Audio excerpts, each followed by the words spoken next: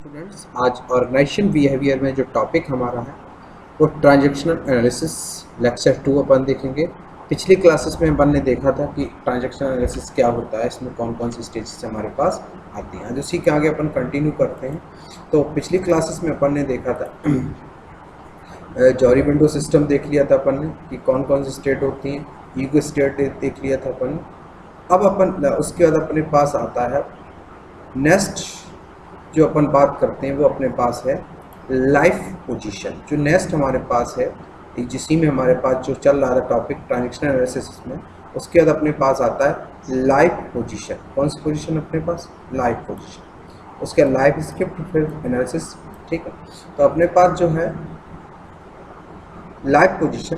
अगर life positions की बात करें तो इसमें हमारे पास जो डेफिनेशन है कि जीवन की स्थिति, जो जीवन के हमारे पास लाइफ की स्थिति होती है, जो कंडीशंस होती है कि पूरी विशिष्ट व्यवहार, जो हमारे स्पेशल व्यवहार को संदर्भित करती है, जिसको एक्सप्लेन करती है, जो एक व्यक्ति अपने जीवन में बहुत पहले की गई कुछ मान्यताओं के आधार पर सीखता है। यानी जो पहले कुछ कर चुका है उसके आधार पर जो सीखता है, विशेष जो हमारे पास विशिष्ट हमारा जो स्पेशल बिहेवियर होता है उसको एक्सप्लेन करता है। और जो व्यक्ति पहले अपने जीवन में बहुत पहले कुछ मान्यताओं के आधार पर सीखता है, यानी जो उसके एक्सपीरियंस के आधार पर सीखता है, वो हमारा क्या। अब जिसमें हमारे पास जो life positions can be categorise the following, इन कौन कौन सी कैटेगरीज में हमारे पास एक्सप्लेन की गई, कौन कौन सी कैटेगरी आती है। जैसे में हमारे पास जैसे यू आर ओके एक स्टेट, आई एम ओके एक state, I am not okay एक state, you are not okay ये स्टेट। ये जो कंडीशंस है ये हमारी किस पे? लाइफ पोजीशन पे। I am okay, you are okay, I am not okay, you are okay, मतलब हम ठीक है पर आप नहीं। इसके आधार पर हमारे पास इसमें स्टेज हमारे पास होती हैं। तो इन स्टेज पे हमारे पास जो लाइफ पोजीशन इनके आधार पर अपन देखते हैं। सबसे पहले जो हमारे पास I am okay, you are okay, तो पहला हमारे पास I am okay, you are okay. जैसे हमारे पास पहले हम भी सही हैं, आप भी ठीक हो। इस स्टेज में ये दर्शाती है कि एक व्यक्ति, एक स्टेज जो हमारे पास आई एम ओके, और ये स्टेज में हमारे पास क्या दर्शाती, रिप्रेजेंट करती है कि एक व्यक्ति के पास कई कई ओके, मतलब वो भी सही है और दूसरे लोग भी सही है। ठीक है, दूसरों के साथ अनुभव है, दूसरों के साथ क्या है? अनुभव। इसका मतलब है कि एक व्यक्ति को बचपन में दूसरों के साथ कोई गंभीर समस्या का सामना नहीं करना पड़ा। मतलब ऐसा व्यक्ति जिसको कोई भी समस्या का समाधान, मतलब कोई भी उसको गंभीर समस्याओं का समाधान नहीं करना पड़ा। ठीक है, नहीं करना पड़ता, तथा उनके साथ सामान्य संबंध थे, यानी उनके साथ जो रिलेशनशिप थे वो भी उसके साथ। जैसे मान लो कोई बंदा ऐसी कंडीशंस में रहा हो जहाँ बहुत ज़्यादा किसी समस्या नहीं आई हो, कोई नहीं आओ बचपन उसके, तो उसके लिए माहौल क्या? वही माहौल है कि सब कुछ ठीक है, मैं ठीक हूँ, लोग भी ठीक हैं। पर जहाँ बहुत चापलूसी होती हो, जहाँ जो बहुत उस माहौल में कोई अगर बच्चा बड़ा हुआ हो तो उसके दिमाग में क्या? सबके लिए वही है। तो वो अपने हिसाब से क्या बोला है कि एक, इसका मतलब कि एक व्यक्ति बचपन से में दूसरों के साथ कोई समस्या का सामना नहीं करना पड़ता है, तो उनके साथ संबंध सामान्य संबंध था। कैसा संबंध था? सामान्य संबंध था। अपने और अपने आसपास के लोगों के बारे में ऐसे जीव क्या अपने अपने सराउंडिंग, अपने और अपने आसपास लोगों के बारे में ऐसे जीवन स्थितियों वाले लोगों को किसी समस्या का सामना बहुत आसानी से क्या मिल जाता है? हल मिल जाता है। ठीक है, यानी हम भी ठीक, आप भी ठीक, कोई दिक्कत नहीं है, आपकी समस्याओं का समाधान मिल जाता है। लोगों के साथ उनकी कंडीशंस को रिप्रेजेंट करने पड़ता है। लाइफ पोजीशन, ये किसकी बात कर रही है? लाइफ की पोजीशंस के बारे में बात कर रहा हूँ। I am okay, you are okay, मैं ठीक हूँ, आप भी ठीक है। ठीक है, तो इसका मतलब स्थितियों में बहुत आसानी से हल मिल जाता है। अगर कोई प्रॉब्लम आती है तो ऐसी कंडीशन में जब लोगों के साथ कम्युनिकेशन होता है, दोनों के साथ प्रॉपर व्यवहार होते हैं, तो आपको जो समस्याएं भी आती हैं तो उनका सलूशन आपको बहुत जल्दी से मिल जाता है, उनका सलूशन आपको आसानी से मिल जाता है, हल आसानी से आपको मिल जाता है। और अपने जीवन में, अब पॉइंट हमारे पास, अपने जीवन में दूसरे के होने के महत्व को महसूस कर सकते हैं। अगर आप अच्छा, लोग आपके बारे में अच्छा सोचते हैं, आप लोगों के साथ पर्सनल इन्फॉर्मेशन अपनी प्रॉब्लम्स को शेयर करते हैं, तो इससे क्या होते हैं कि आपके अपने जीवन दूसरे के होने का महत्व महसूस करते हैं। आप क्या करते हैं, इसमें महत्व का महसूस करते हैं, अरे यार ये है, इस बंदे की वजह से मेरा ये, अगर ये ना होता तो मेरा काम ना होता, तो इसका महत्व आप महसूस करते हैं। यह स्थिति अडल्ट अहंकार पर आधारित है। किसके पर आधारित है? अडल्ट, जो हमारे पास अडल्ट, हमने आपको बताया अडल्ट ईगो स्टेट हमारे पास है, उस पर आधारित है। किस पे? अडल्ट। नेक्स्ट हमारे पास है I am okay you are not okay, मतलब मैं ठीक हूँ पर आप ठीक नहीं हैं, मतलब मैं सही हूँ पर आप सही नहीं हैं। यह स्थिति, यह लाइफ स्थिति यानी यह लाइफ पोजीशन तब बनती है, यह लाइफ पोजीशन तब बनती है जब किसी व्यक्ति को बचपन में, यह पोजीशन कब बनती है? जब किसी व्यक्ति को बचपन में बहुत अधिक नज़रअंदाज किया जाता है। यानी किसको क्या? यानी किसी को आप बहुत ज़्यादा नज़रअंदाज करते हैं, कब? बचपन में। तो उसके साथ ये स्थिति बन जाती है I am okay you are not okay. इसमें क्या हम भी सही आप भी सही, इसमें हमारे पास ये स्थिति कब बनती है? जब किसी व्यक्ति को बचपन में बहुत ज़्यादा इग्नोर किया जाता है, ठीक है, किया जाता है, फुल स्टॉप। यहाँ एक व्यक्ति यह मानता है कि वह सही है, यहाँ पे जो एक पर्सन है वो ये मानता है कि वो सही है और उसके आसपास के सभी लोग गलत हैं। इस कंडीशन में क्या कि जब हम आई एम ओके, मतलब कभी कभी क्या होता है, हम मैं सही हूँ पर आसपास के लोग कैसे हैं? गलत हैं, ऐसे वो मानता है। ऐसे ये व्यक्ति जिनके पास विद्रोही बाल अहंकार होता है, ऐसे व्यक्ति क्या होते हैं? विद्रोही बाल अहंकार होता है, और कुछ भी उनके साथ गलत होता है तो उनके लिए वो दूसरों को दोष देते हैं। ऐसे लोग कैसे होते हैं? इनके पास ईगोस्टिक होता है, उनको लगता है कि मैं सही हूँ, और अगर उनके साथ कुछ भी गलत होता है तो वो किसके ऊपर दोषारोपण करते हैं? दूसरे के ऊपर करते हैं, यार इसके कारण बस मेरे साथ ऐसा हो गया, नहीं तो नहीं होता है। I am okay you are not okay, ठीक है, क्लियर। तो ऐसे हमारे पास होता है वो किसके लिए? चाइल्ड ईगो स्टेट, किसके? Child, clear. नेक्स्ट है मैं ठीक हूँ, आई एम नॉट ओके पर यू आर ओके, आप ठीक है। ये लाइफ पोजीशन तब बनती है जब एक व्यक्ति को लगता है कि दूसरे उससे बेहतर काम करते हैं। एक स्थिति क्या बनती है?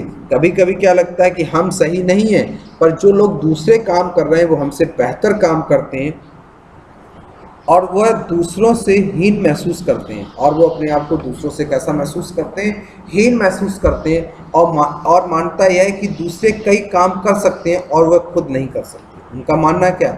दूसरे वो काम कर सकते हैं पर वो काम नहीं कर सकते। इस प्रकार के लोग हमेशा किसी न किसी बात की शिकायत करते रहते हैं।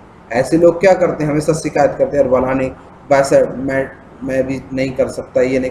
उनको हमेशा जीवन से क्या रहती? असंतुष्ट रहते हैं, उनको जीवन से कोई, ठीक है। तो ये हमारा, मैं भी ठीक नहीं हूँ आप भी ठीक नहीं।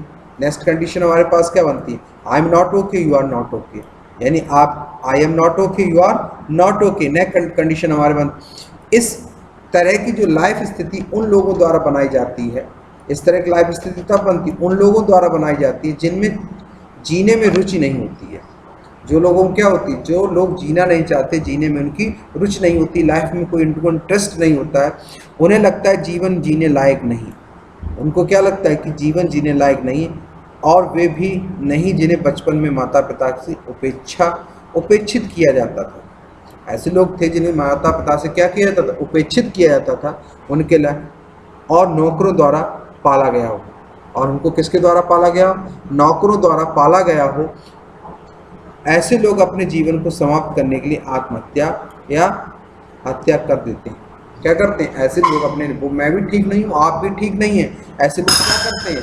अपने जीवन में ऐसे लोग अपने जीवन में तो आत्महत्या कर लेते हैं या किसी की हत्या कर लेते हैं। ये जो हमारे पास है लाइफ पोजीशन है, ये भी ट्रांजेक्शन्स के अंतर्गत हमारे पास, एनालिसिस के अंतर्गत। नेक्स्ट हमारे पास है लाइफ स्क्रिप्ट। नेक्स्ट पॉइंट हमारे पास क्या है? Life script.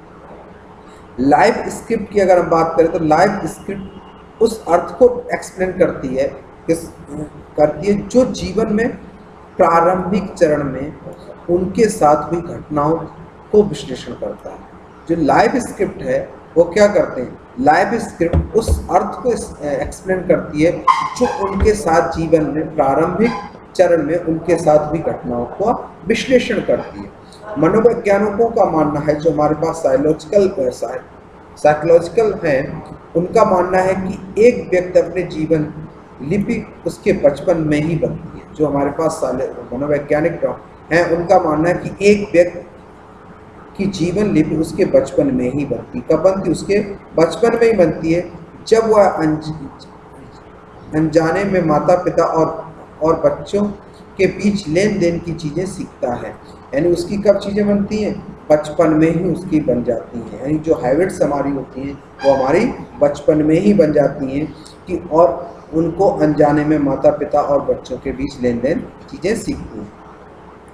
जब कोई व्यक्ति किसी व्यक्ति की स्थिति का सामना करता है, और जब भी कोई व्यक्ति किसी स्थिति का सामना करता है, क्लियर, क्या करता है? जो लाइफ स्क्रिप्ट है, तो हमने आपको क्या पूर्वानुमान, जो हमारे पास घटनाएं हो चुकी हैं पूरी बचपन में हुई घटनाओं, उनके बारे में प्रारंभिक जो घटनाएं उनका विश्लेषण करना है।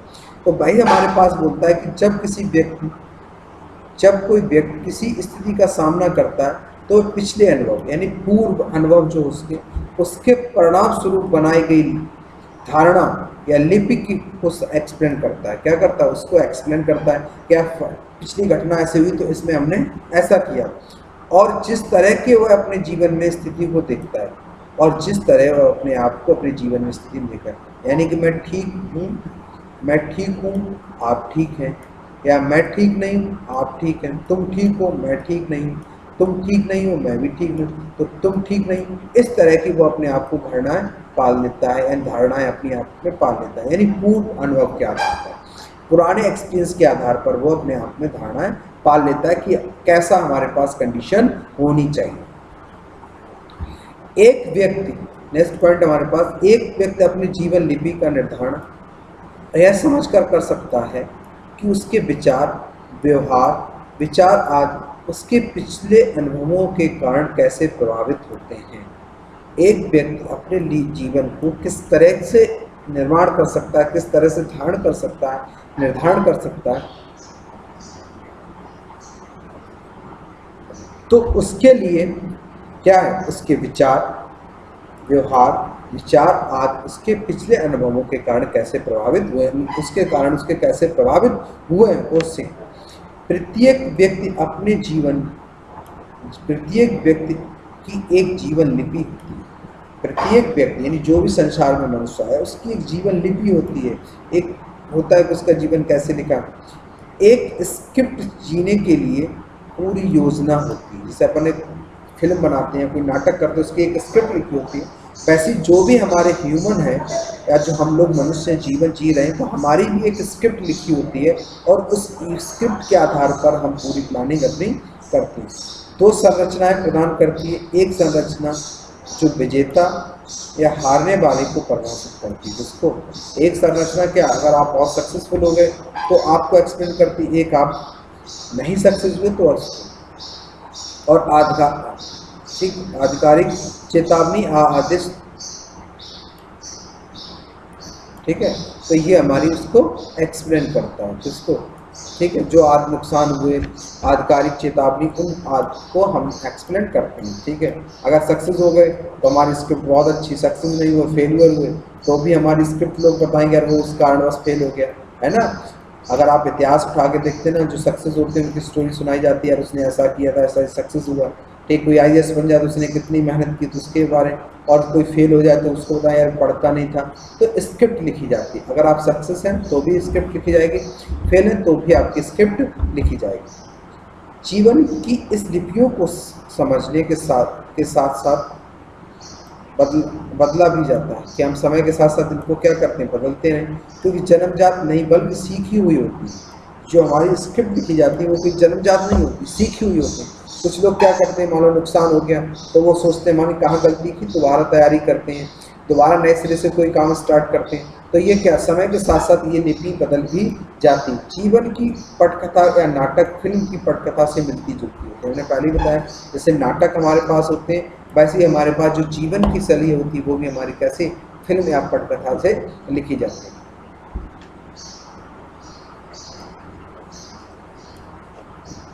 ठीक है, चलिए, ये हमारा कहलाता है लाइव स्क्रिप्ट, क्या कहलाती है? लाइव। अब हम बात करें एनालिसिस ऑफ ट्रांजेक्शन, क्या बात करते हैं? Analysis of transactions. ट्रांजेक्शन का अपन क्या करते हैं? एनालिसिस करते हैं। क्या करते हैं? एनालिसिस करते हैं। ठीक है, अब ट्रांजेक्शंस का एनालिसिस करते हैं तो इसमें देखिए हमारे पास अगर बात करें तो लोगों के बीच सामाजिक लेन देन को जन्म देती है। तो ट्रांजेक्शन एनालिसिस ऑफ ट्रांजेक्शंस है, इसका क्या? लोगों के बीच बातचीत सामाजिक लेन देन को क्या करती है? जन्म देती है, यानी कि लोग एक दूसरे के साथ कैसे प्रक्रिया करते हैं।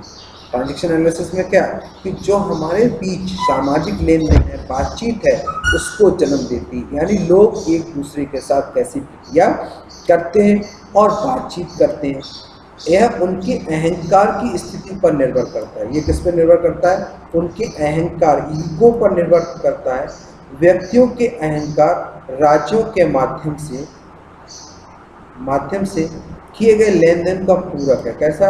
उनके अहंकार, व्यक्तियों का उनके पूरक है और उल्टे रूप में हम वर्गीकृत किया जा सकता है।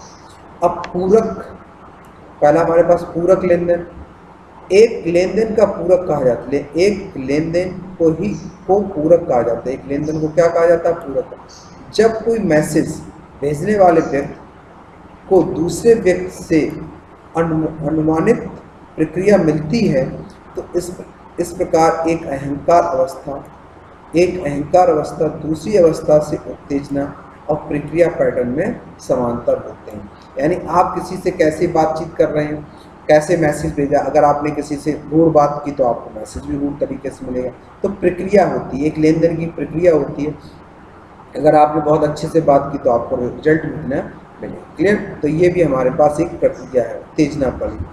वयस्क लेन देन, वयस्क एडल्ट लेन देन, प्रबंधक वयस्क अहंकार राज्य के साथ साथ कार्य करता है। किसके साथ? अहंकार। ये प्रबंधक जो हमारे पास मैनेजमेंट होता है वो अहंकार अपने राज्य के साथ कार्य करता है। जो कर्मचारी को मुद्दों के बारे में स्पष्ट करने की, जो हमारे पास एम्प्लॉय होते हैं उनके जो मुद्दे होते हैं, उन मुद्दों के आधार पर उनको स्पष्ट करने को सूचित करने का क्या करता है? प्रयास करता है। और उनकी मानवीय ज़रूरतों, यानी जो हमारे पास एम्प्लॉय हैं उनकी मानवीय ज़रूरतों और तथ्यों, आंकड़ों के लिए क्या करता है? चिंता करता है। मैं ठीक हूँ, आप ठीक हैं, उसकी लाइफ की पोजीशन और एक उसके आदर्श लेन देन को रिप्रेजेंट करता है। क्लियर? जैसे हमारे पास ये देखिए इन दोनों को लेन देन का। ठीक है, अब बात करते हैं वयस्क अभिभावक लेन देन। वयस्क अभिभावक लेन देन हमारे पास यह प्रबंधन उनके द्वारा संसाधित की जा रही जानकारी को लागू करता है।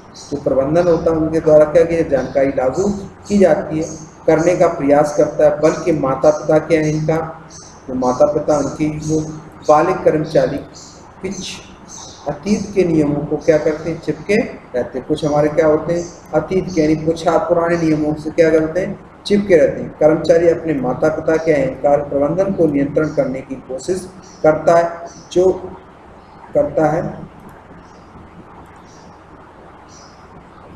नियंत्रण करने की कोशिश करते जो अस्थायी है। क्लियर? ये देखिए हमारे पास वयस्क बाल लेन देन, यह कर्मचारियों के पास बाल अहंकार की स्थिति होती है। ये हम स्थिति के बारे में जानकारी आपको दे रहे हैं। ठीक है,